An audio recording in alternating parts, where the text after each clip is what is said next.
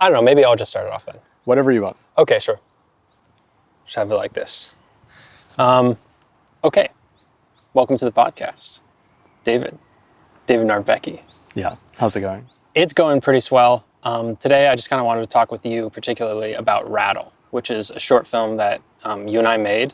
We were both, the producers on this. I was directing and you were director of photography, and I'm so glad we made it. Thank you, man. No, it's my pleasure, and I'm happy to be back at the place that we actually filmed it at. Definitely. To do this podcast. So. Yeah, this is on the the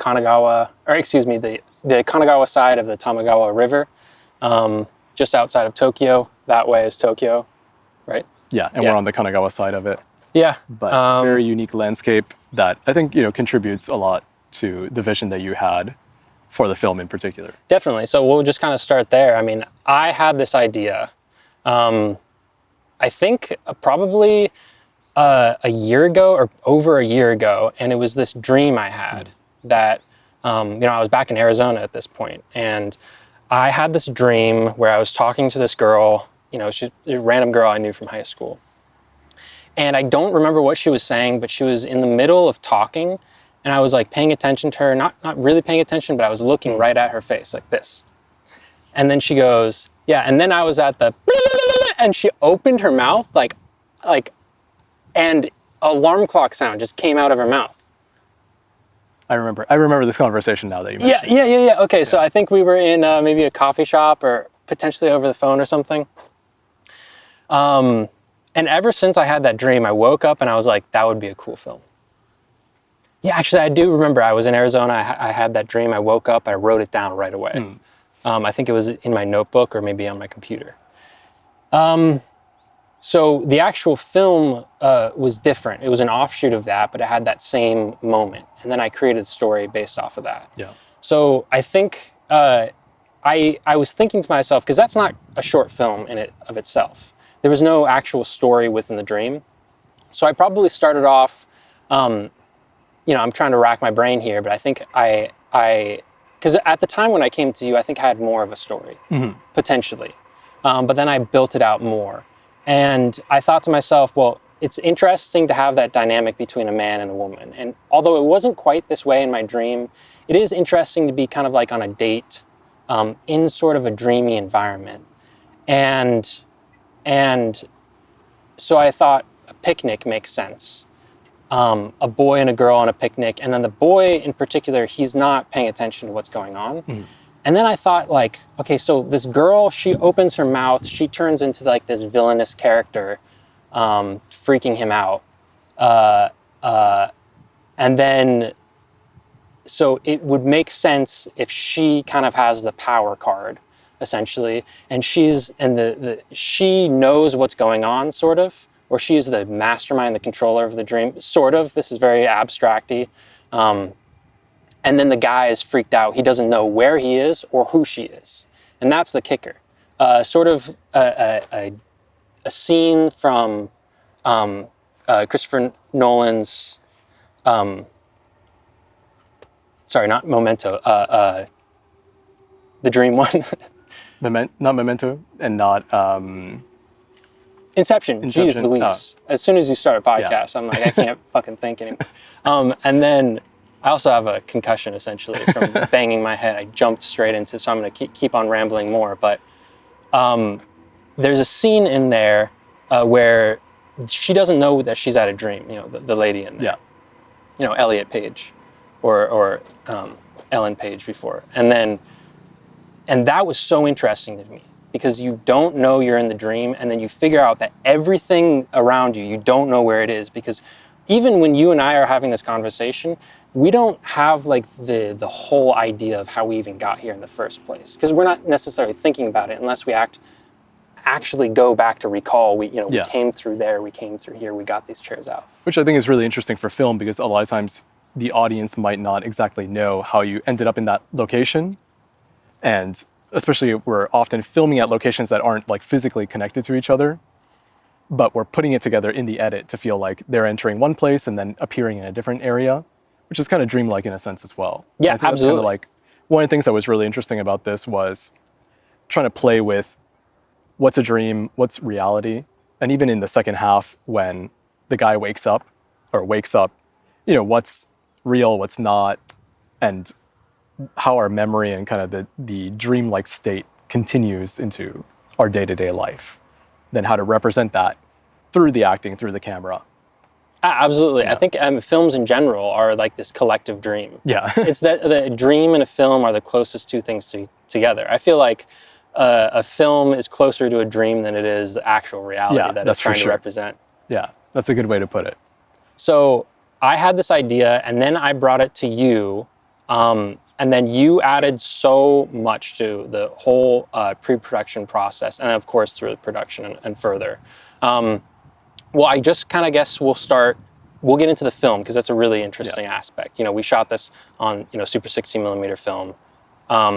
But before that, I want to talk about the location scouting because that was something that I was like, if I didn't have you helping me, through that and we were doing this collaborative process, then, I don't think I would have found nearly as cool of a location. So we're at this one right now, but what was it like? We met up one day. We were thinking a couple different locations along the river, but this was not our initial location. So how did that day basically go?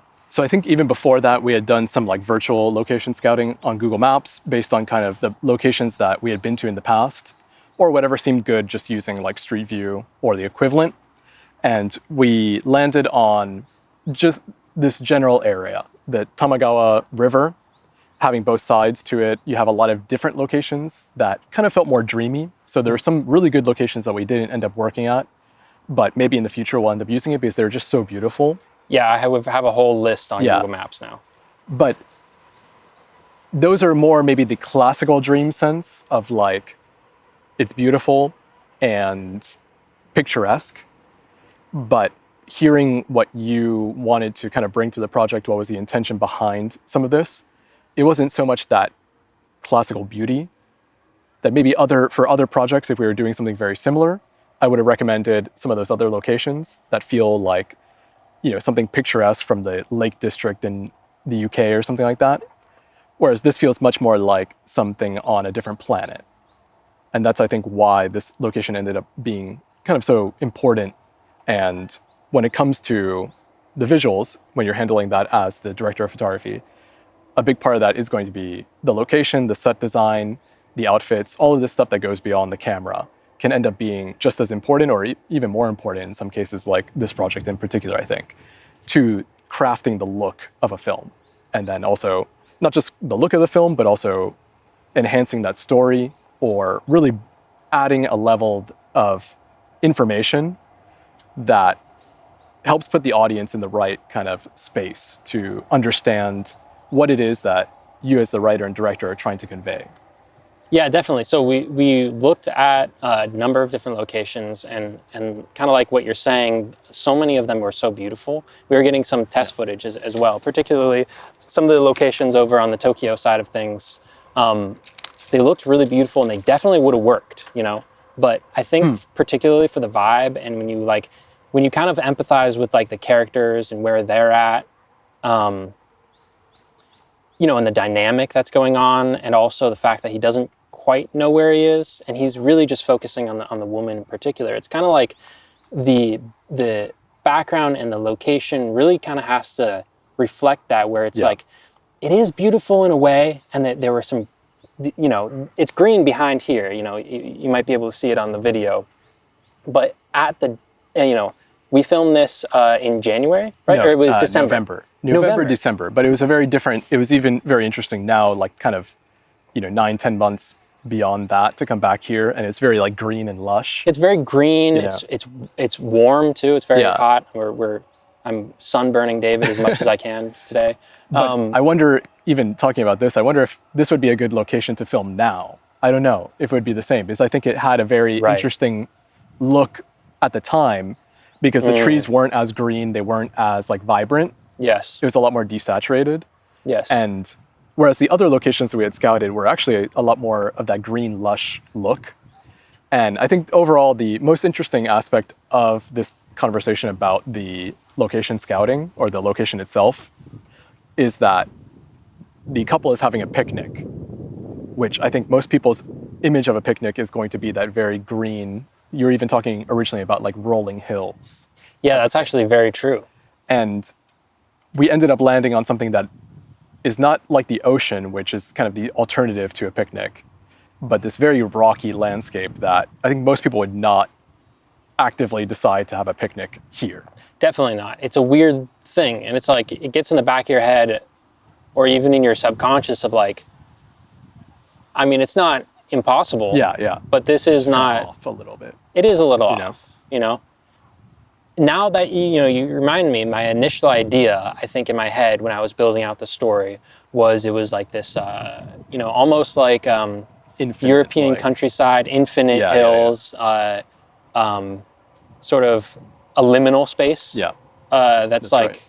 And also potentially with, I was thinking the cherry blossoms too would be an interesting touch, but that might even ground it too much because you know where you are. Yeah, so I think that's also why we originally came to this area, I think, because on the banks of the Tamagawa River, you do have a little bit of hills. It's not going to be that like 360, just you're in the middle of nowhere. But as far as having this production with everybody located in Tokyo, something that's reasonable, I thought that this might be a good option for that. And of course, if you went out to the countryside, you might be able to find something a little bit more appropriate in that sense, where every direction that you look, there's kind of nothing. But I think landing here on this kind of alternative or almost like strange location ended up doing a lot of heavy lifting for the project compared to if we did find that ideal location. So what's interesting about small film productions and especially the location scout is that you might go in with a picture in your head and you come out with something very, very different because you wouldn't have expected to write this exact location. Definitely. You know? Yeah, it was a happy accident, you know. Exactly. It's the constraints, because almost like if you in film production, if you were to get everything you wanted, Yeah. you would make the worst decisions. For sure. You had like location, Yeah. like everything. It's almost like you get like a velvet prison, but once you actually have to interface with reality kind of like will guide you in a particular direction, be like, Yeah. no, you can't get this terrible idea of a location you wanted. Here's a better one. And it turned out great. I mean, like, it really feels weird. You have no idea where it is. I've shown this to some people before, and they were like, I have no idea where that is. Did you film that, like, in America or somewhere in Europe it's or something? really, I don't think there's many locations like this because it feels like, I don't know if, it's not quite like a desert or arid type location, but you do have some of the grass that would be like in a more arid landscape. But then you have these like rocks and pebbles and like just fine kind of sediment or whatever. And it's a mix that it's almost like the characters are also these contrasting opposing forces and the environment feels a little bit like that. Yeah, definitely. I mean, we even, there's the river on the other side of us, which would have been really interesting as well as a backdrop. But we even just decided to go against this just because it fit with the story better. And I mean, throughout the whole process, you were going through all these different locations. Of course, you know the landscape a little bit better. You have a lot of experience filming in all these different locations in Tokyo and whatnot. But also your rigor in terms of like asking the right questions of like, how does this fit the story and stuff too. It really got me thinking too. And I think we ended up landing on a really good place. Now, I kind of want to talk about like, general issues and constraints in particular. During pre-production, obviously, in any indie production, in any production in general, but indie productions in general, particularly stuff that's more passion projects that you can't, you can't put off everything else that you're either getting paid for or like real life stuff. So like, it was for me, it was also for you, but what was that kind of like to kind of like balance the time? So I think one major thing about the production was that for the light that we wanted, we needed to split it up into 2 days, where normally we would film at the apartment location at one part of the day and we would film here at a different part of the day and combine it so that you have less overhead with the equipment and the people. But thankfully, everyone was really passionate about this project and they made time on both of the days. which then allowed us to bring different equipment. So that's kind of the interesting thing, that I think if we were all doing this on one day, we wouldn't have been able to bring one kit to this location and a different kit to the apartment. So there's kind of this nice benefit that comes from having a good community of people that are really passionate and supportive of these like small independent projects in a way that you probably wouldn't be able to do on a kind of even, moderate paid gig. Splitting equipment, splitting teams and stuff like that could be very difficult. Yeah, definitely. There was a lot of, it takes the entire team, especially when you're doing stuff like this, to believe in the project. Yeah. Really. And our actors definitely did.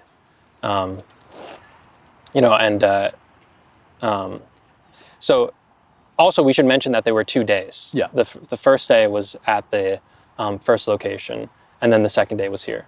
The first location was that office more in Tokyo. Yeah. Or excuse me, not the office, like an apartment style thing. And that was online, we had found that location. Yeah. And this is one of the locations that you had found too. We were looking at a lot of different images from different locations. And then you knew that this was going to be a good location. There was going to be the outside portion and then the inside, which is like a small space, but for the shots that we had, it definitely worked out. Yeah, I think what's really super clear from this project as far as like the planning and pre-production stage is that you had a defined script and you knew exactly what you wanted from it.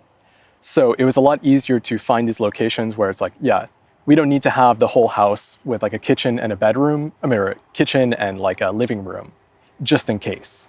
It was, this guy's waking up on the couch, and then we have another scene that's outside on the balcony. So it allowed us to get this place that was essentially like an office space or like you could say like a co-working space or somewhere that you could take a meeting and some clients. But it happened to have like an L-shaped couch, and it worked out perfectly because it had a balcony outside. Yeah. So it could feel as if it's like this person's house and they're sleeping on the couch, and we could just move outside, and I think it fits together perfectly.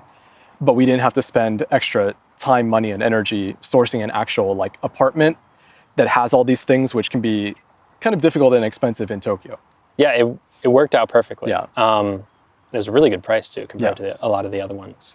So I think that's when you're dead set on what you want and you can cut out everything else, then it is possible to kind of bring up the production value without going over your, even self-financed budget.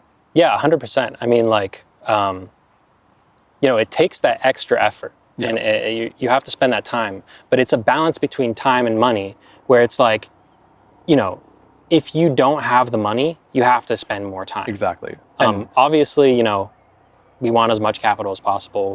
We can outsource this stuff, or just like spend money on a really, really good location. Yeah. But then like, you can really juice out a lot of a project and then get that extra edge that other people don't necessarily get when they have a creative project with such a small budget. And then number one, that makes the project better. But then it also, to be honest, that shows people too. It's like, hey, I can turn this into a really good story because I have the extra effort and the extra time. And a lot of that, particularly on these locations, was your expertise. And I think it's something that really, if you can put, we have, I don't know how much time we were spending on this, maybe 2 months ahead of, I think so, yeah. On and off, give or take. On and off, yeah.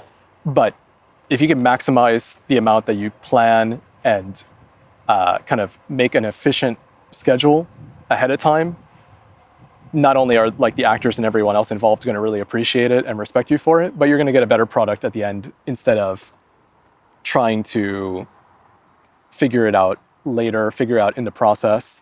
And I think another thing that ended up working out for this project in particular that just came to my mind now was that we didn't borrow anything really, which is often a pitfall of these kind of self-financed, very small productions, is that you end up, asking for favors. And of course we ask for favors from the people involved, like actors and crew members. But when it comes to like locations, then it could get really dicey because you're really relying on it, maybe even like rewriting around that. And then if that falls through, or if there's some kind of complication, it could be a real bummer and kind of jeopardize the whole vision that you have. Yeah. So in a sense, being able to lock in a place that we were confident and it was like a third party really takes care of a lot of that kind of, iffy situations. Yeah, and that's even part of the larger thing of like, especially in our experience working on some other projects too, there's like, it's really important to just like get it right, just do it the right way. Because there's sort of like a trap you can fall into as a filmmaker of being like, fix it in post. Yeah, either fix it in post or just like, fuck it, we don't have the thing, or we hadn't planned this out. So let's just like improvise. And that's a very, very cool American style of doing things, I feel like, in particular on sets. And it works out. Like, and a lot of times you're just like, oh, actually that was cool. But then that kind of like trains you to be like, oh, well, I can just do anything. Like, and I think it always, whenever something is more like that, there's a lot of good and there's a lot of interesting stuff that comes from that. But there's also like the one or two situations, depending on how large the project is, that ends up being a real headache in post because you're missing the one thing to connect these shots, or there's some continuity issue, or something happened that was an oversight on set that could have been totally avoided, but because you were like rushing or behind schedule or improvising, it's easy for these small things to fall through the cracks that then affect the final product in a way that, really lowers the quality compared to what people put into it. Yeah, and it's not scalable either. I mean, like, it works when you are the auteur of the project, or there's only a couple people and you're very closely working together. True. Yeah. But once you scale it to a number of people, you can't just be like, oh, let's figure it out, Like, they're gonna be like, we'll figure out how to like cover up the sound later or whatever, and that's you can handle it because it's a small team, and I guess the fewer people you have, the more that you can cut corners and still come out of it the other end with a good product. Right. But it's not a good practice to have. It's not a good practice, and it's like, I'm thinking even too, like, we've all shot stuff before where it's like, oh, a location won't work or a scene won't work because you didn't think about the sound. You didn't think that there was going to be a parade or something. Yeah. Oh, and then you're like, so much. Oh, let's just rewrite the scene and do it in another place. And sometimes that turns out cool. But if you were working on anything that involved like more people or anything, that's not something that flies. And it doesn't work for the story, especially when you connect it to a bunch of other stuff. That wasn't your camera, was it? I heard a little. No, I think Oh, it was a bug? Yeah. But God, that bug just wiped my mind. What was it saying? About if there's a parade or something and you got to rewrite something, doing it on the fly is not always the best thing. But even on kind of similar note to that we did rehearsals with the actors, even though I think it's very easy to be like, it's a 3-page script or whatever, we'll just figure it out. And that's very easy to think about, especially if you're a working professional that like, sorry, let me just double check. To make sure we're not. No, we're recording. All right. Okay, we're good. It's hard to see. But everyone's really busy. Yeah. And it can be a huge pain to get everyone in the same, even virtual room. Yeah. To take 30 minutes to do a rehearsal. Yeah. But just being able to do that, I think, is a huge difference between showing up and not having any kind of like trial run. Yeah. If you could get everyone in the same room even and kind of block it out in the sense of you're going to sit down at this beat or things of that nature, it could definitely help improve the quality of a short film like this. Like whenever I've done something in a similar kind of vein, when we can rent like a little dance studio or something to do a full blocking rehearsal, it just makes everything so much smoother on the day of shooting. Yeah, definitely. And that's a limitation we had as well. And that I think we could have, especially me as a director, I think I could have pushed a little bit more towards that just to save that little bit of time. Yeah. And a lot of times you can figure things out on set when you're shooting on digital. Yeah. So that kind of leads into our next thing. I was like, okay, we'll shoot this film, yada, yada. We're talking about the shots, the camera, the whatever. And then David comes up and goes, how about we shoot the dream sequence on film, or maybe the original idea was to shoot the whole thing on film, and then we were just like, the most important thing to shoot on film would be the dream sequence, the scene out here, the scene number 2 or scene number 1. So how did that kind of came about? Why did you want to do that first of all, and then kind of go into like, what was that like? Yeah, I mean, I'm always looking for a chance to shoot something narrative on film, because it's something that I want to keep practicing, so that when that one opportunity comes up to actually do something off a larger scale, I can be ready for it, or, you know, as a team, we can all be ready for it. And it's something that we don't always get the chance to do because we don't have this much planning. That it's not something that you want to just go about like, oh yeah, we're just going to show up and we have like 3 rolls of film and we'll figure it out, because that's going to be really, really expensive and lead to a lot of problems. The other thing was that, just for a personal reason, I wanted to get lots of different test footage, and that's something that we might be talking about in a little bit. But this project in particular, between the script and the amount of planning and the way that we split up the 2 locations, I said, all right, this is probably a good place to do this kind of trial run, or this kind of practice session with the 16mm again.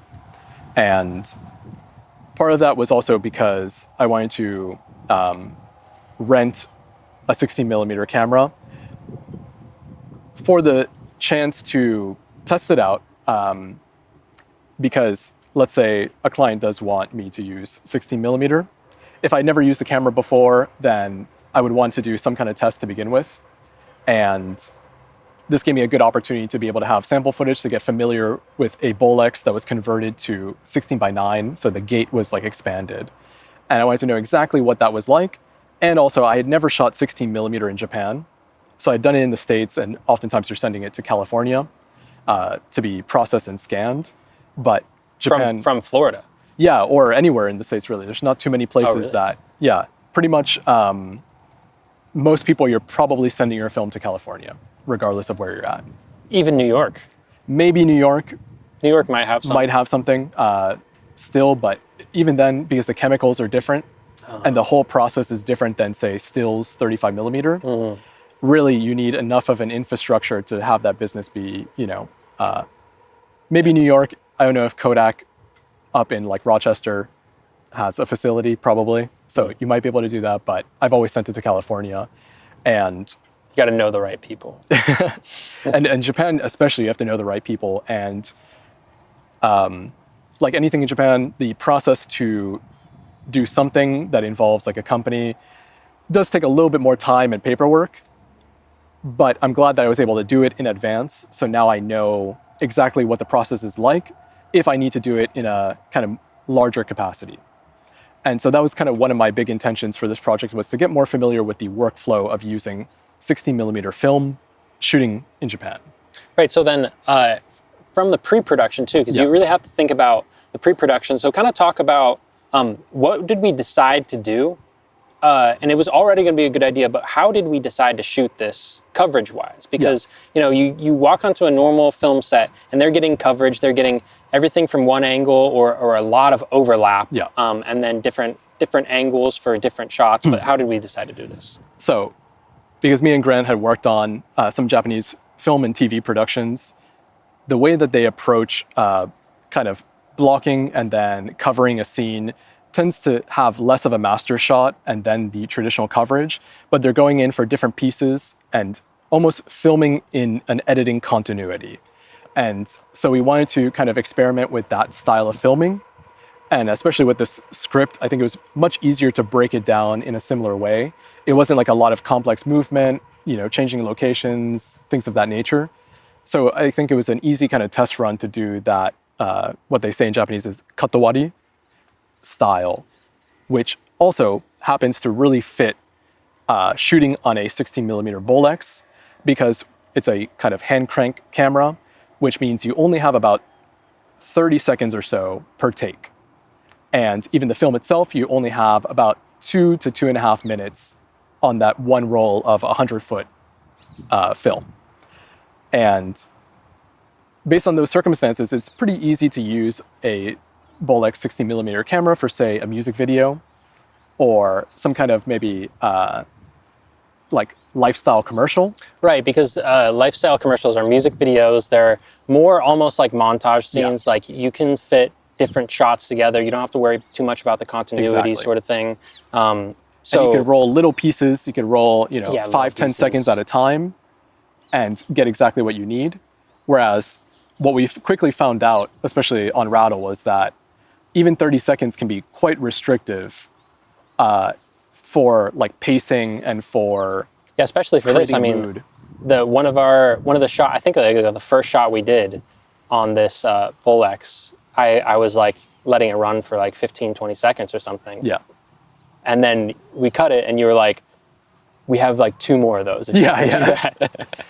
And we had multiple rolls of film, but there's a lot of logistics to swapping out a roll. Yeah. And with the amount of time that we had, so yeah, because we sun around that time was going down around 4, or at least becoming unusable even a little bit before 4. And we started shooting at what point? Maybe like 1 or 2. Yeah. 1 or 2. Probably 1 we were starting to shoot. Yeah, and there's limitations, yeah. The added complication is that we were also filming with a digital camera. Yeah. One thing, I guess I'll just finish up the idea of the like logistics of this. Yeah, go ahead. But the whole katawari system from Japan, I think, comes a lot from the like 16 millimeter and 35 millimeter film days, when they were really trying to conserve as much literal footage of film and also make a turnaround that was fast enough for like broadcast. So you'd go out and you'd only shoot the scenes that you needed, so you can remove the clapper at the beginning or the clapper at the end and just string these together and have a completed scene with very little thought put into the editing after the fact. It was all done on set in camera, which is a really interesting way to work because it takes more time when you're actually filming, but afterwards your decision process is pretty much locked in. Whereas when you're shooting masters and coverage in the traditional sense, you have a lot more footage to play with, which could be very safe, and it can be very, finding something as you're working on the edit. But when it comes to using film, that's something that's out of reach for most people, other than if you have something like a Hollywood system to support that whole production. So it's definitely, I think it's definitely a minimalist way of shooting. For sure. It's a minimalist way of production in general, because then you limit the amount of decisions you have to make in editing. Because if you have coverage, you have to make a decision of what shot to use. Yeah. And it's also very interesting because at least our mentor, Hayasaka Shin, he's a JSC cinematographer. He's the one that we've been working with for a long time. With Kyoto Oscuro is his company too. Kyoto Oscuro is his production company. And the way that he described it to me as one of the benefits is that you never have to cut back to the same angle. And it's something that's very subtle and kind of a weird thing, but when you start to look at it, you're like, oh yeah, this is a really complicated thing, because sometimes, unfortunately, Japanese like TV is not always seen as like the height of entertainment. We should even explain that a little bit more, because it's like, if we were shooting this between us, like if the actual shot list was, or like the actual cuts that you knew that you were going to get was a wide shot, as establishing shot, and then a cut from over here, and then cut from over here, then back to me, you would actually get just what you say. Like you would get this first wide part for just the first sentence of what you're going to use, and then you're going to get over here with like almost no overlap, maybe 1 second or one line of overlap. You have a little bit of room for editing, but and then cut back. Much. So then this angle, you move everything back just to get the next part. And then while you're doing it on set, and the first time you experience it, you're like, what is going on here? And you end up having to move around so many stands and lights. The camera, the mic, everything is moved around per shot. And I think it's a really interesting way to apply some different perspective than we're used to. Because, for example, I think the easiest way to think about it is like in a coverage, when I've done this in other projects, you can start with the wide shot.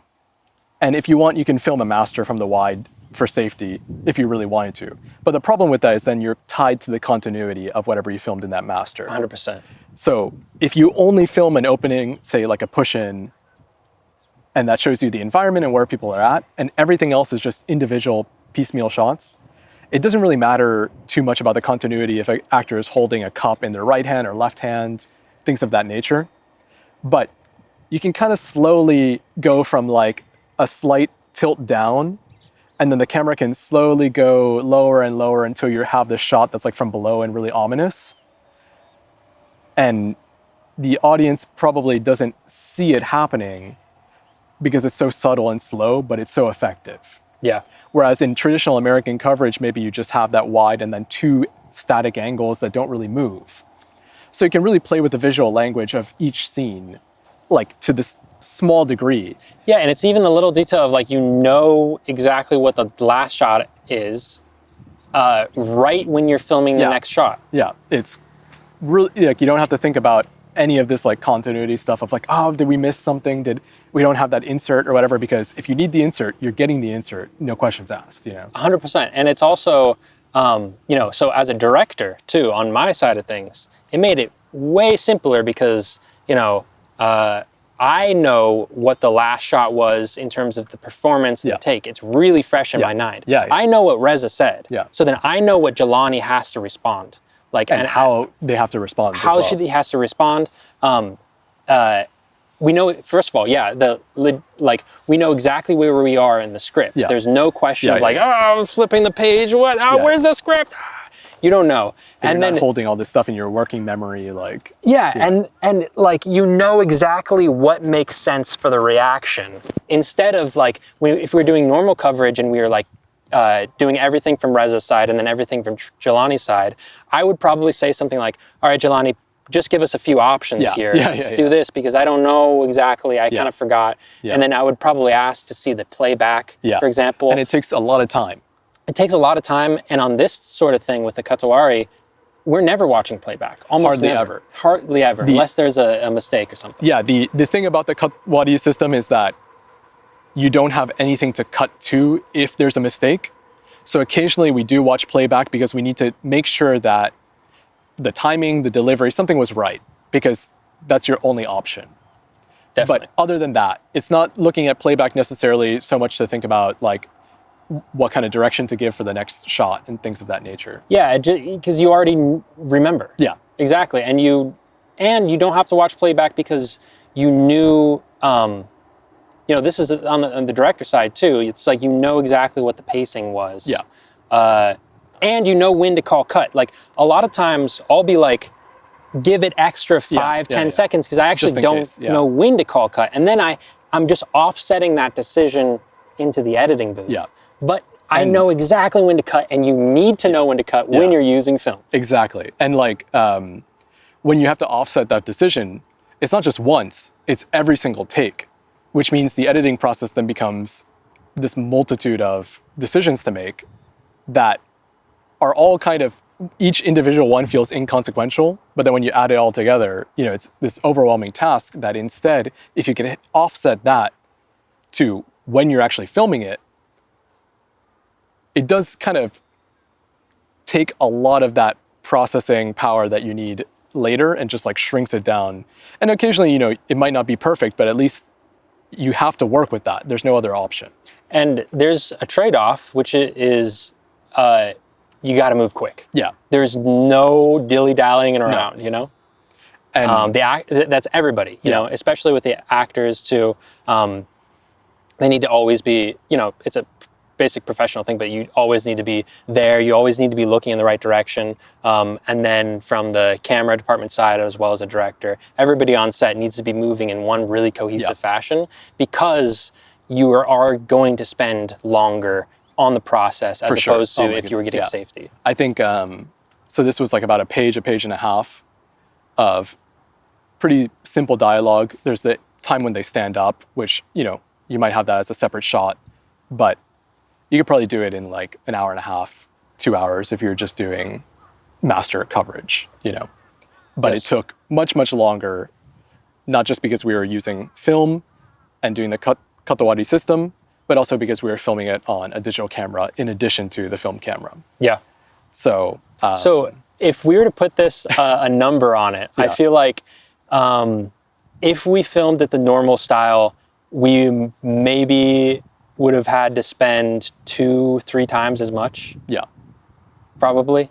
Like, especially when you're going with film, this was kind of the only way we could have done it. Yeah, that each individual shot was less than 30 seconds because it was usually just one line of dialogue, or which would be 2 sentences max, maybe. So I felt like that was something that would be possible to shoot on this kind of film camera. Right. Because we didn't have access to, say, an RE-SR2 or RE-SR3 that could run for much longer and do like much easier synchronized sound and things of that nature.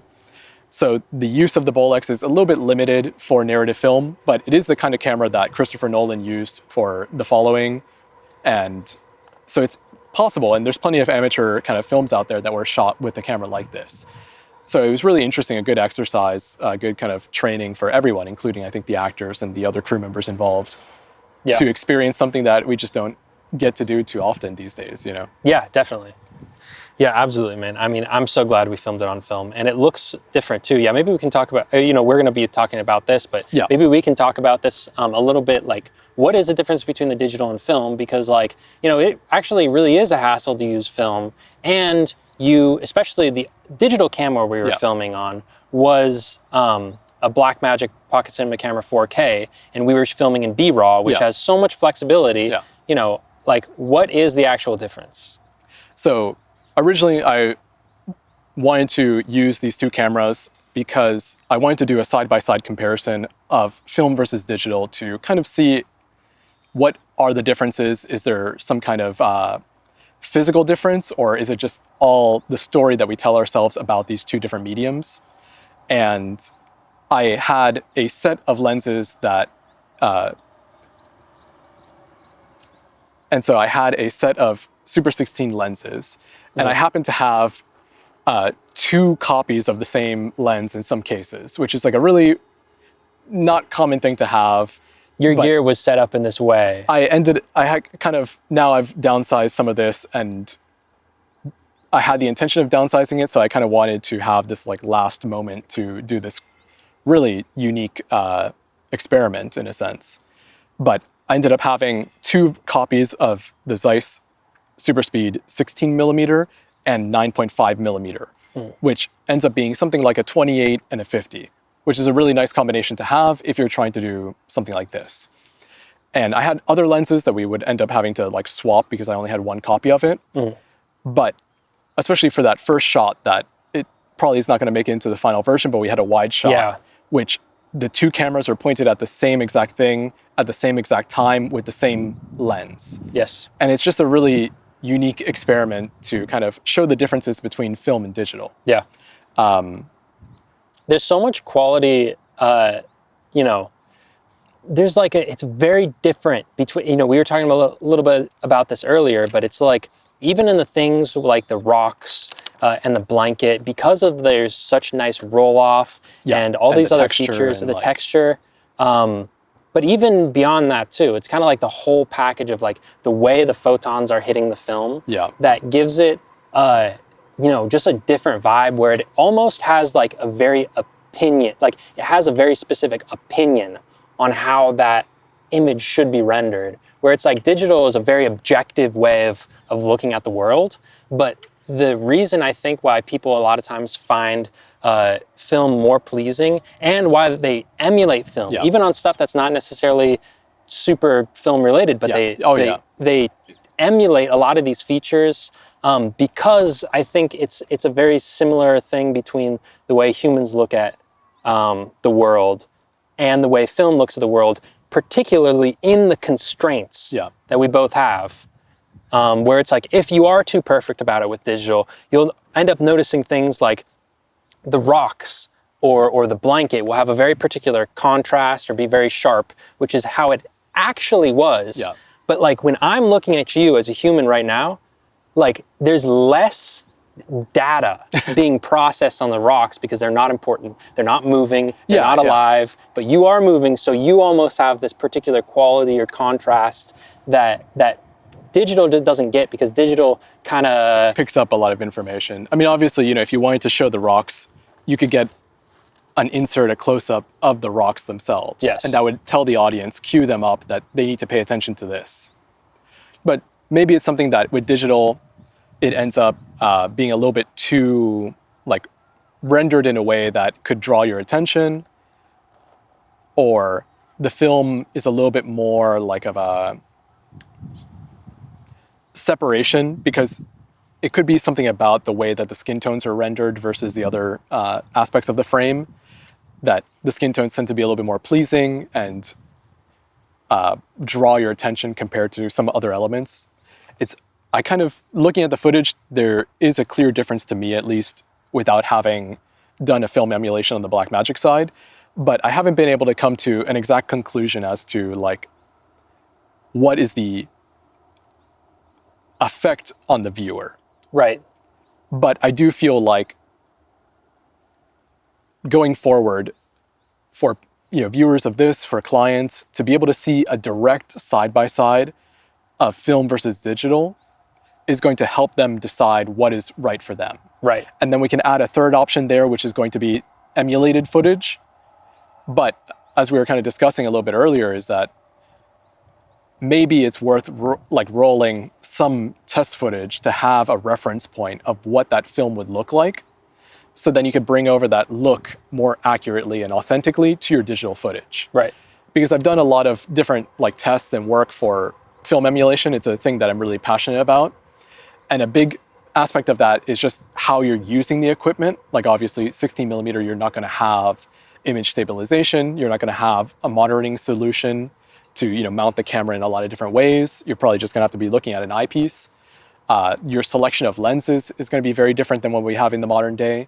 So if you can replicate that on something like a GH5, a Blackmagic Pocket Cinema Camera 4K, you can get a little bit closer to the feeling. Yeah. You could get maybe 80% of the way there. But that last 20% is very, very difficult to put on paper, to articulate, and let alone to actually have your footage be translated into something that feels much more filmic. Right. Because a lot of times it's like, if you have the actual film and then the digital and you got the same shot, you can match it. Yeah, it's almost much easier. Yeah. Exactly, right? Yeah. But if you didn't have that film and you were just starting with the digital, you could get maybe some percentage of the way there, but you don't actually know how the light would be rendered by the film. How the light would be rendered, without creating a entire simulation of how a camera works, which at that point, you should just get the camera and film. And I think that's one of the difficulties about like kind of filmic LUTs, is that it's not really one thing that you could just drop on an image, completely. Yeah. Of course, there's like aspects of color, but I think it goes beyond that into the way that the image is exposed, what the intention is, and like, it's not quite as easy as, oh, I'm just going to pick the 500T LUT and drop it onto my footage, and it's just going to perfectly emulate the look of that film. Right. Because there's so much more that goes into the acquisition of an image on both film and digital. Yeah. So trying to, this is one part of me trying to explore that process and see what it is that I find so appealing about film, and how that can be used into the future on different projects, whether that's through emulation or just simply using film. Because I think one aspect that I found out through this project was, depending on the scale and your budget, there's a window where I think it's probably cheaper to just shoot it on film and scan it, even though it can be quite expensive, rather than having to go through a very lengthy color grading process to match it 100%. Now, I don't think that every client is going to necessarily want like an authentic film look 100%. They might be happy with that 80% of the way. Yeah. But for the people that do really want to go that far, or for example, if you need to match film with digital because you're shooting both for a project, then this was a great way to kind of get some more data on that process. Yeah, it was a huge learning experience. And that kind of goes in, we can touch on a little bit. Basically, there was like, this was kind of the purpose for the project, to do a lot of experimentation on this film. But then there was also, just because it might be interesting for people, there was kind of like a slight difference in our ideas of what the project was, kind of like the purpose for the project. And particularly on your side, having these cameras and having this interest also for social media and YouTube stuff, David Narbecki, the whole picture. And do you want to your other channel too, or? So I run 2 different YouTube channels. One of them is The Whole Picture, and the other one is currently under the name Tsukepen, Tsukepen. And especially on The Whole Picture, I go into a lot of detail about using film, like analog cameras, and what they can bring to like our visual communication. Yeah. And I'm always looking for ways to get some test footage to kind of try out different ideas. And also, I'm going to quickly put some more. Yeah, no sweat. So another thing was that we had a bit of, a difference in potentially our approach to the project and the reasoning behind it. But, talk about your channel a little bit too, because this kind of leads into it. But you have The Whole Picture, and also it's Skip-In, but, kind of talk about it a little bit. So for a while now, I've been doing different small, like independent projects with friends of mine to kind of gather some reference images. And that could just be some test footage that I would throw up when I'm doing a review for a lens or a camera. But in this case, it did become a little bit more in-depth, I think, but in this case, I think it did become a little bit more involved on both of our sides, because I was a little bit maybe more focused on trying to get this really unique test footage of the film in digital, as well as anamorphics for the second part. And I was kind of approaching it as more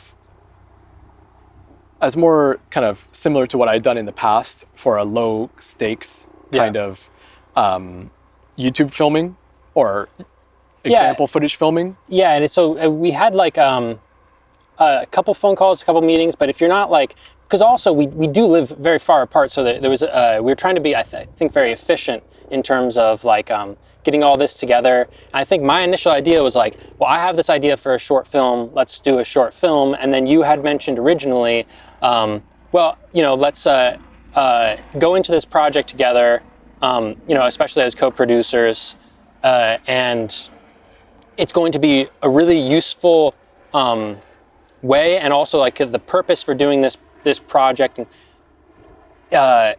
is going to be a lot for the testing of this film, and also getting these ideas and figuring out how this film works together, and then representing that on your YouTube channel, The Whole Picture, a great YouTube channel. We talk about film cameras and a bunch of other ideas there. That is a great wealth of knowledge. And I almost had a bit of blinders on when I was going to this project, because I was like, this is a short film, let me do this. Especially the couple weeks leading up to this, I was focusing entirely on the story, which is a director's job. Like, you have to focus entirely on the story without kind of having that initial conversation. First of all, I was like, what's the purpose of this? So then we kind of show up the first day on set, and I don't really quite have in my mind getting test footage or other stuff for YouTube. Yeah. And then afterwards, I think we sort of had a conversation, which kind of along the lines of be like, hey, let's today sort of, but especially tomorrow, let's really be able to potentially get some test footage. And I'm like, yeah, okay, well, you'll get a few shots. And then it was also difficult too, because you were busy with a lot of stuff behind the scenes as well, and I think we also kind of have a very friendly way of communicating. I think that's the big thing, is that we're like friends normally, and we like to talk a lot about this type of stuff. So it's just kind of like, let's even though we had talked a lot about the planning and we did take it very seriously, but it's very interesting that we both kind of independently had our own ideas of what this was about. Yeah, and we never really thought about discussing that in a very concrete way. Yeah. So it just goes to show that I think communication is one of the most important things in film production overall, like no matter what you're dealing with, making sure that everyone is in understanding in like concrete terms, not just kind of vague. Concrete terms about like what the purpose of a thing is, And like what the use case is going to be. Use case. But even beyond that, just if I'm talking with the gaffer, or you're talking with someone with the hair and makeup or whatever, it's so much better to have something that's like a definitive. What I always tell like my students is that now, we have so many words for like red, like rouge or wine, and you can even point to like a Pantone color chart. So if the director can come in and be like, I need something that's like R0345, or at least whatever is the closest thing you could get, then the set designer is going to be like, all right, thank you. It's not like you say, I want a red pillow, and then you get on set and you're like, It's like that's not red, maroon. that's, and then you have a big fight and you're wasting time. It's like when you can be specific and clear to the best of your abilities, or if not, if you don't have the language for it because it's very difficult, at least be open about that and say to whoever you're working with, I really have this idea and I don't know how to, put that into words, but maybe that person will, because it's part of their job to be able to bring that out. Right. Oftentimes as a cinematographer, I think I'm having to advise people, like the directors, on how exactly they want to execute their vision of something, because they don't have the exact language to talk about lenses and equipment and stuff like that. Right. But I kind of, just to give my side of it, that I wanted to get some test footage with some old Lomo square front anamorphic lenses for the apartment scene. And then in this location, I wanted to have that comparison between the actual 16 millimeter film, which we ended up using Kodak 50D, and the Blackmagic Pocket Cinema camera, which would be a good test, and also some footage to maybe do better film emulation, things of that nature. And a big thing was like side-by-side comparisons to the best we possibly could, and also in the style of shooting, as opposed to getting the perfect take or the coverage or the timing for the story, which like that was the only thing that was going through my head. I was like, because I think at one point I was like, yeah, we have to get the right take. Yeah. And you were like, well, maybe we should be moving on, getting this. I was like, yeah, but we have to get the right take. That's for the story. Yeah. But then, that was kind of like the misconnect of where I kind of have these blinders on when, like you said, the most important thing is, before you go into something, figure out, with everybody above the line, essentially. And everybody. What is the purpose of this thing? So then afterwards, we kind of were like, we had talked, and then we had a great talk afterwards. We had a great talk, and you're kind of like, we didn't really get the stuff I wanted. And I was like, wait, what did you want? I thought we got this stuff. And then we had a great talk, and we figured out. I think I was, I realized how much like passion and care you put into this. And my stuff is kind of replaceable. I did want, of course, the side-by-side stuff on film, because that's something that's very hard to like organize, and it's kind of, to rent the camera and get the film and process it, it's quite an investment of time and energy and money. But at least like for the anamorphics, I was perfectly fine to kind of just say, okay, you know what, I'm gonna like support Grant on what he's doing with this, because I can always get some other sample footage, some other time, in some other, way. Yeah, and that was the compromise, and I felt bad about that afterwards. But I think the bright side of that is we came out with something that was really strong in one particular direction. No, and I think that these are things too that even just when you go into something in general, like even if it wasn't, I wanted to get this test footage, but I really wanted this one shot. And sometimes you just gotta also let go of that, because just it doesn't work out for whatever situation is handed to you in that moment, Right. You might have to simplify, you might have to like consolidate and condense it. And when you're dealing with something more small, more independent, then that's just kind of part of the process, Yeah. But I thought it was really interesting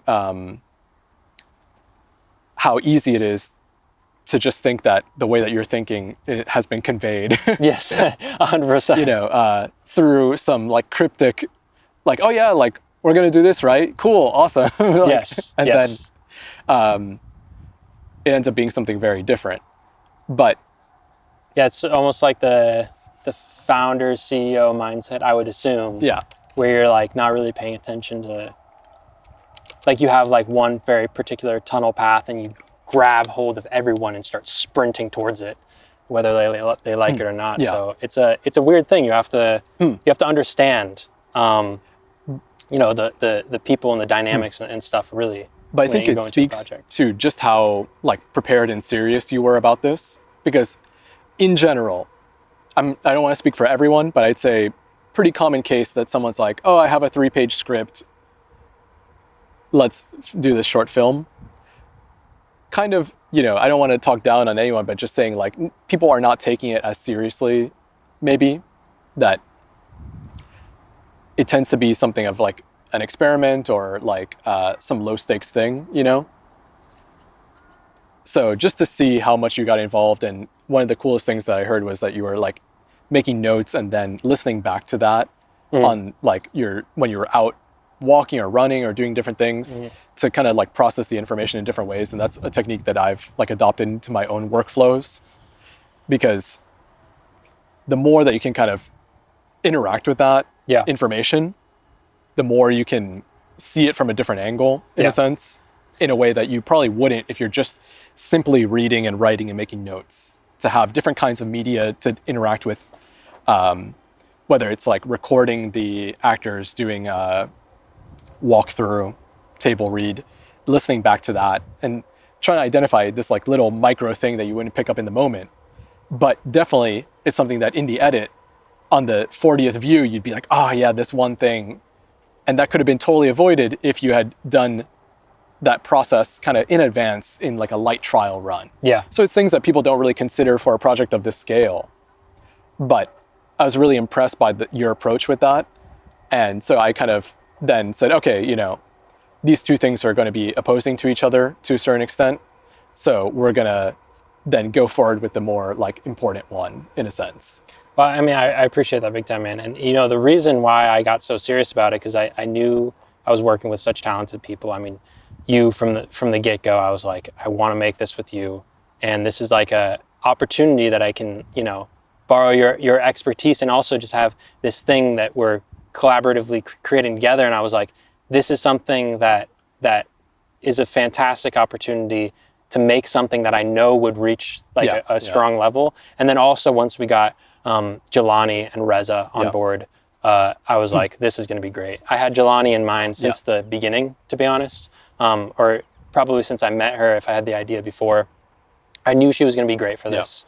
Then once we got this location too, I was like, all right, let me lock in. I'm going to stop paying attention to what David's saying about this YouTube bullshit. Let's go. And then of course we had Ben and Kate. Yes. I think. Sorry? Is it Kate, the makeup artist? I believe so. Kate. Yeah. So and then also very talented people Andre helping us, and Andre as well, supporting everyone and taking some behind the scenes footage. Yes, so. And we'll if you probably check the description on this or wherever it's being posted, you can probably see everybody's stuff as well. And then of course seeing the final film too. We'll probably have this coming out at the same time. So by the time you're watching this, you can actually see in the description the final film.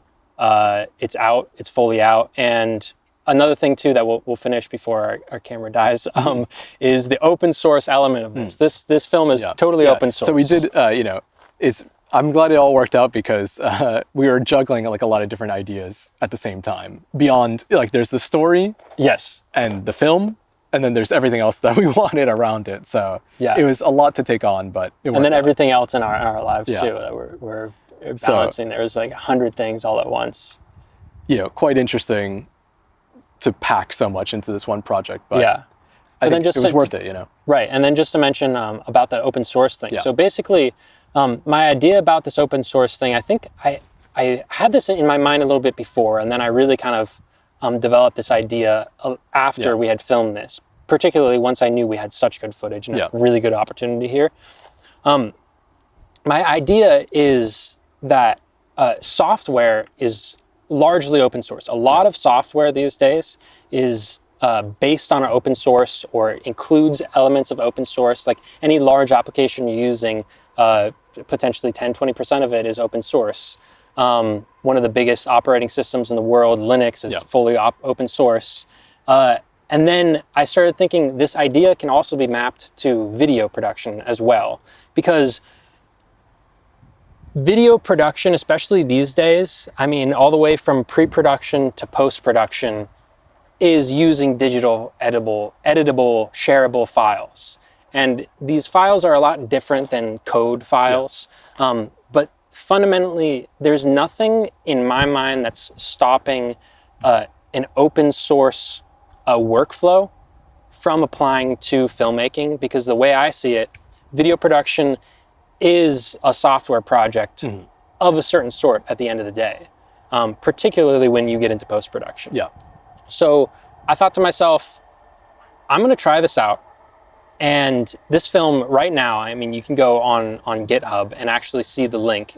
It'll be in the description. Yeah. GitHub is a remote repository that you use for open source software. So if you want to share all of the source code for your software, number one, so other people can learn from it, so that other people can copy it into their own versions, other people can, and mainly contribute to your film. With their own contributions, you can approve certain contributions, you can crowdsource the development of a piece of software. It's the same exact idea with video production, and with this project, you can download all of the files. We have them hosted on the Internet Archive. You can download all of you can download the script. That we had open source a project after that was done, and this whole project is done, so it's more of a proof of concept. Yeah. Although people can still download it, fork their own versions, which is just downloading, creating a copy. You can change the shots, the files, the story. You can reshoot it with actors. You can add footage, VFX, yada, yada, yada, whatever you want.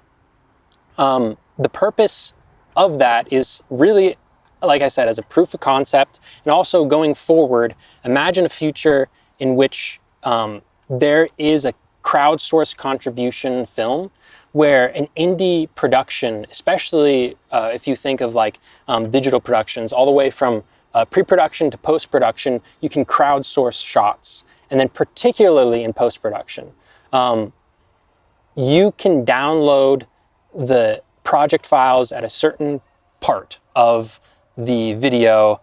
You can copy the timeline and then create all your own changes and then submit that as like a new version, as a PR, a pull request on GitHub or however this is hosted.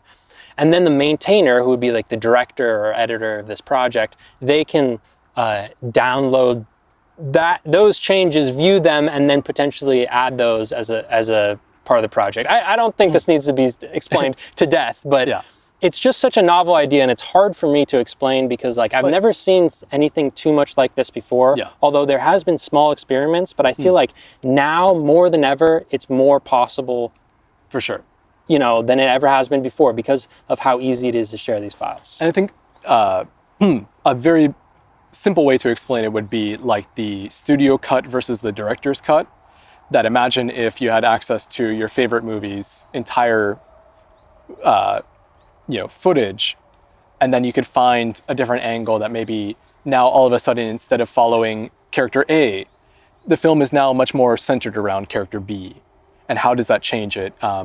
And then for me personally, as someone that is very much involved in the education of like visual storytelling, being able to provide something like this for my students to then learn about how to tell stories through the camera. It's a very unique tool that we don't always have access to download, the resources of a project from pre-production to post and be able to kind of mess around with that and see how the filmmakers got to that point, or what maybe they missed, or what unique twist that you can bring to the project based on your experience and your outlook, because it's not going to be the same as everyone who is on set, 100%. Yeah. I'm just so excited for this. And here's the thing. It's a test. Yeah. There might be a reason why this hasn't been done before. Yeah. But I think it's definitely worth a shot. There's no numbers. I just like doing this to say it. But it's worth a shot.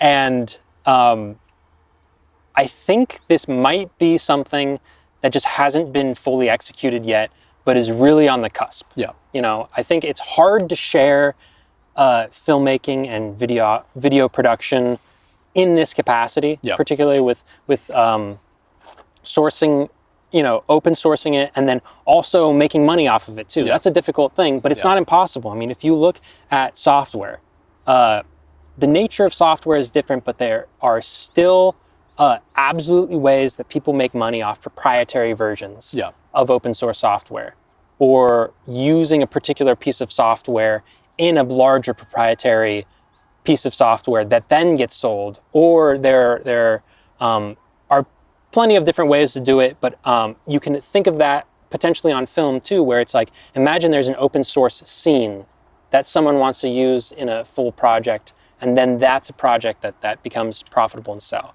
which is definitely down the line, but it's important to think about, because it's like, you have to pay attention to how things are going to be marketed and sold for it to be an actual potential thing that actually works in the future. And this is just the start of it. I haven't seen anything like this to this degree. Yeah. And I think it's kind of something that would go beyond just simply using stock footage, because I think that's kind of the closest maybe relationship that people might have. But in the sense that, for example, if you do have a small production that is looking to tell a certain story, like a mystery story, and let's say someone goes missing and maybe they think that person went to Japan, and then you find a lot of footage in this repository about, you could have tablets and screens or like a newspaper that is able to be changed, but you still have actors there involved in the process reacting to it. And can you use that footage to integrate into your own film, and expand whatever story already existed? So there's a lot of, I think, interesting potential for people that are looking to kind of get outside of the realm of the normal traditional filmscape. Yeah, 100%. I mean, this is something that's very difficult for me to explain, because I don't know how it's going to be used. I just had this idea because, I started doing video production maybe a while ago, since I was in high school or before. And once I got older, I was maybe like, I think 20 or 21, I started getting slightly into software production as well. And then I start comparing these two different workflows, and I go, oh, shoot. Video production is actually a lot slower. It's smaller, first of all, and also it's a lot slower. And the people who work on video production are not the type of people who also have the skills usually to make these tools. So it's a lot different when you step into a different world of software development, and you go, wait a second, I think some of these ideas can be copied over, and open source is a really strong one that I think can actually scale filmmaking into something that's difficult to even imagine. Yeah, I think something that's kind of similar is like when you have all these remixes of songs, that if you think about a track, especially the way that things are recorded now digitally, you're going to have, 8, 12, 20 tracks of different instruments. But if you could just take the vocals out and use that for your own project and create a whole another track of instruments, it's kind of a similar idea in a sense, that how can we open up access to different footage to allow people to create more interesting stories. Yeah, 100%. And I think that's the thing, open sesame. Yeah. I have an article about this too on my website, granthall.me. And I laid out this idea, and I think there is sort of a thing with artists to want to be very protective about your art and your idea. Yeah. But I think if you open it up to the degree that you can, I mean, you have to be realistic. Yeah. Particularly when there's a thing with a budget and you have to turn a profit potentially to a certain degree.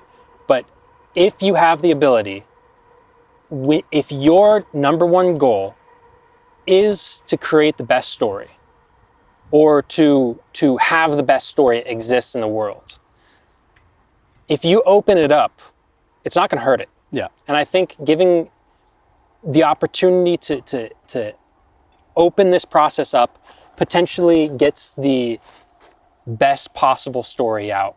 Yeah. or the best possible video that you're creating. Yeah, I think it's just like a song too, that the original might not be, well, not the objective best, but there's different versions of it. And some people like kind of a different remix, a different take, a different interpretation on the same song. Yes. And so you could potentially see similar versions of that. 100%. Yeah. Maybe we wrap this up, but what else?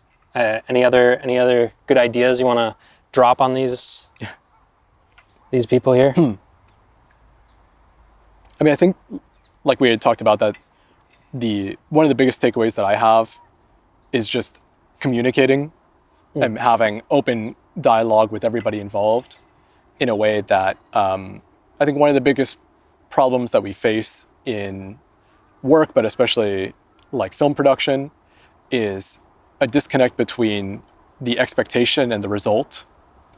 And oftentimes that is just because people are looking at it from different perspectives, and it's very hard to change our outlook in the moment or even, in a day or two. But if you have a long enough lead time to talk about it and bring everyone onto the same page, then I think we can match those expectations with the reality that we have a lot better and lead to something that's more satisfying for everyone, including the viewer. And also to just be, to number one, be the type of person who you actually can, ruthlessly understand and be empathetic of what other people, and just be able to listen to people, and also just be able to find someone who can do the same thing of like, you can communicate something very clearly to someone without worrying about either offending them or something like that. And I think that, we've had this friendship where I feel like I can communicate something very quickly to you and very clearly, especially once we've worked on things that are more scalable and that are more serious, as opposed to like, if you just have someone, that's very casual, there's no projects or anything you're doing. And I feel like that we've created this kind of friendship where we can really communicate on a very clear level, and that's one of the most important things. And finding, everyone involved in this, I think we could say similar things about. Oh yeah, of course. Having that community and the group of people that, you can work with and trust, and that you value their opinion. But also, I think what was great about this too is that you also had a very, very clear direction on what you wanted for some things, which is not always the case when it comes to a very small project. And that is immensely helpful for everyone involved, because even if they have some take on something, even if they have an angle that they want to represent, that's only a portion of what's going on. So having that, someone to kind of drive the car and be very clear on like, we're not going to take that shortcut because I want to see this site, or that there's plenty of ways to get to the same result, but being able to have a firm reason on why. And there were plenty of times too when I recommended something and you said, yes, let's just do that for whatever reason. But there were also times where you're like, no, this is what I wanted. And then having that kind of ability to bring down that decision in the moment and be very clear. I think the way that I always express this to people that are thinking about directing is that when the actor comes to you and says, what's going on with my character in this moment? If the director doesn't have anything to say, then something's gone wrong. Yes. And so you very much had that in the sense that you weren't going to be like, no, the character can't be like that or something like that. You'd be very open to seeing what that person that was acting that character had to say. But also you had your own ideas and thoughts and kind of direction for it. Well, it's because I've had it before where I was on another set years ago and I was directing, it was a short film, and the actor was like, yeah, so what's the motivation for this character? And I go, what does that mean? And I was like, that ruined it. Because then the actor has to be like, okay, well, I have to make this shit up. And man, the whole thing is like, it's communication. You have to find the people and also just be as clear as you can, because if you're trying to be too nice or try to be friends with everybody, then you end up doing a disservice to everybody. That someone needs to be driving the car and in control. Yes. And if everyone's trying to have a hand at the wheel, it's going to lead to some... You're going to get a ticket. Yeah. Something's going to happen. And I think that's one thing that we saw with this was you were able to really come down on those decisions, which kept everyone kind of in line going in the same direction, which led to a much better result than I think when a lot of people, not just the pre-production and everything that we had talked about, which is really important, but also coming down firm on some of those decisions. Whereas most people, they might just be like, you know, kind of loose with it. And that's what leads to something that, you know, doesn't feel as kind of proper, doesn't feel as representative of the talents of the people involved. When you kind of take, you know, for lack of a better word, half-assed approach to like a short film, which is very easy to do, you know. Yeah, it's a different sort of thing. Yeah. Right. But I also do want to, there's one aspect of the like image and the approach to cinematography that I wanted to talk about. Yeah, sure. Was, I think it's very interesting to represent dreams through images. And because it's something that doesn't have really a good reference point. Like we had mentioned, that there are other places that maybe felt more like classically dreamlike. But that's kind of just from the tropes of other films that have established what a dream should look like. When really you have a lot of freedom to, you know, play with that. So it's very interesting to use film in 16 millimeter, which is almost tends to feel a little bit more because of the way that the images are rendered with the depth of field and all, can feel a little bit closer to how we see the world. And then anamorphic tends to have more of a separation or distortion. But also at the same time, anamorphic has the compression that's could be interpreted as more lifelike. So we knew from the start that we had access to both. So it's a decision on which one went where, you know, and I think it was a really interesting choice to go from the film to then the digital 16 millimeter and then anamorphics. Right. And I think it's going to keep really the audience interested, and it leaves this question of like, what is really real? What's a dream? Right. And it messes with our kind of tropes. And that's always a fun, not just fun, but it's an important thing to do, because if it's all rehashed, building on the same thing that we've seen before, then I think we lose some kind of unique creative expression that we can bring to it. Yeah, 100%. Yeah. I mean, like that was a excellent thing. So, and you know, just to put it for the people, I mean, like this indoor section, the second and third scene, were all on these anamorphics, and that gave like a really particular quality that was, in my view, it was like it was still kind of dreamy in a way, but it was almost sobering also, because it can go both ways. Exactly. And in my view, although it is still bokeh, it has a particular quality that is kind of like a sobering real thing. And especially once you wake up, naturally your eyes are kind of in a weird sort of way. So it really captured that, and it was an excellent way to pair it with the film and these much more dreamier lenses that you had, that had represented the bokeh or the background in just like a much more, it was like a kind of a roll off, like soft sort of way. And it was just like an excellent choice, I think, between these two scenes and what they represented in the story. Yeah. I think it's a good way to be able to use this. I'm definitely going to use it on my YouTube channel when I make a video on like filming dream sequences or something, because that's such an interesting topic, and you can approach it in a million different ways, and there's no right or wrong, like anything in filmmaking. But it's kind of working with what you have, trying to make the best decision in the moment, and learning from that and bringing it to the next one. Yeah, 100%, man. All right, should we wrap it up? Yeah, you can have the final word on it, I guess. Like, well, I mean, what else is there to say? I think that was a beautiful way to say it. I mean, we made, a great thing. And I'm very happy. And then you should go watch it, everybody. Go down in the description, click on that link. Check out the open source repository too, if you want to check it out. You can actually download from the export, the proxies, and the whole entire footage itself if you want to, including the RAW and the film scans. And I hope you guys love the film. And also, I hope you guys take a chance and really check out, if you want to, this open source experiment. This is an open source project, and if you're this is a good thing, because so there's a Venn diagram of people who know how to use GitHub and also people who know how to do video editing. And I don't know how many people are going to be in the middle of that Venn diagram. So if you want, reach out to me. Maybe I'll put my email in this video.